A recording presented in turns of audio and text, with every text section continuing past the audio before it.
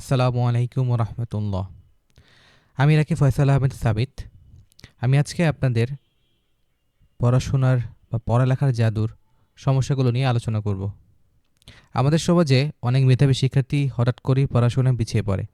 অনেক সময় আমরা একে অলসতা বা মনস্তাত্ত্বিক সমস্যা মনে করলেও এর পেছনে মতিভ্রম বা পড়াশোনার উপর করা জাদু বা সিহেরের প্রভাব থাকতে পারে। আজ আমরা ইনশাল্লাহ 11টি পয়েন্ট নিয়ে বিস্তারিত আলোচনা করব। পড়াশোনায় হঠাৎ অবনতি বা স্মৃতিশক্তির লোপ। প্রথম লক্ষ্যটাই হলো পড়াশোনায় হঠাৎ অবনতি বা স্মৃতিশক্তির লোপ। যে শিক্ষার্থী আগে খুব ভালো রেজাল্ট করতো, সে হুট করেই পড়া ভুলে যেতে শুরু করে এবং তার স্মৃতিশক্তি এমনভাবে লোপ পায় যা স্বাভাবিক নয়।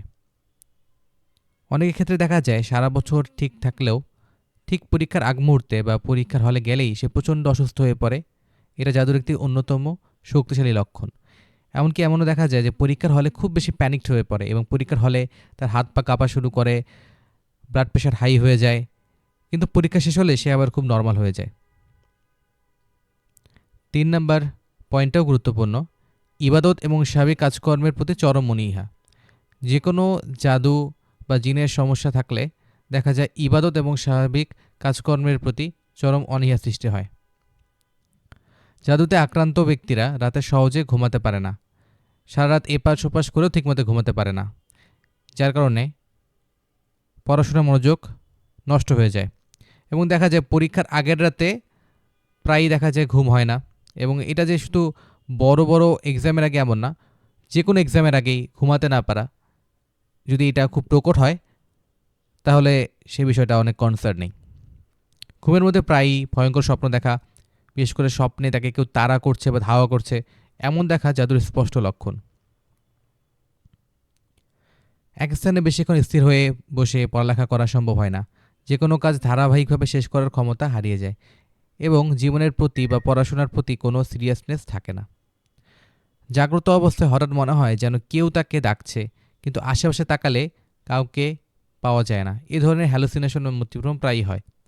কোনো কারণ ছাড়াই হুটহাট বাড়ি থেকে বেরিয়ে যাওয়ার তীব্র ইচ্ছা যে আমি আর এই বাসায় থাকবো না, আমি আর এই স্থানে থাকবো না, এবং বাইরে অকারণে ঘুরে বেড়ানো। মাঝে মাঝে এমন সব আচরণ করা যা অনেকটা পাগলের মতো হয়ে যায়। মেজাজ খিচখিচে হয় এবং খুব অসংলগ্ন কথাবার্তা বলে। ব্যক্তি পরিষ্কার পরিচ্ছন্নতার ব্যাপারে একদম উদাসীন হয়ে পড়ে, এমনকি নোংরা বা ছেঁড়া কাপড় পরে থাকতেই সে বেশি পছন্দ করে, যা শয়তানি আচরণের একটা বড় দিক।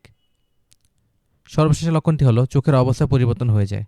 চোখগুলো দেখতে অস্বাভাবিক মনে হতে পারে, চোখের পাওয়ার কমে যেতে পারে। এখানে যে 11টি লক্ষণ আছে, আপনার সবগুলো লক্ষণ থাকা লাগবে এমন কথা নয়। এখান থেকে 4-5টা লক্ষণ যদি আপনার থাকে, আমার মনে হয় আপনার ভালো মতো ডায়াগনোসিস করা উচিত এবং একজন বিজ্ঞ রাগীর সাথে আপনার কন্ট্যাক্ট করা উচিত যে আপনার পরবর্তী স্টেপটা কী হবে। সর্বোপরি সবাই আমরা সেলফ রুকিয়া করব, আমরা সকাল সন্ধ্যার আমলগুলো ঠিকমতো পালন করব, তাহলে ইনশাআল্লাহ তাআলা আমরা এই ধরনের জাদু, বদনজর, হাসাদ, জিনের আসর থেকে বাঁচতে পারবো। আসসালামু আলাইকুম ওয়া রাহমাতুল্লাহ।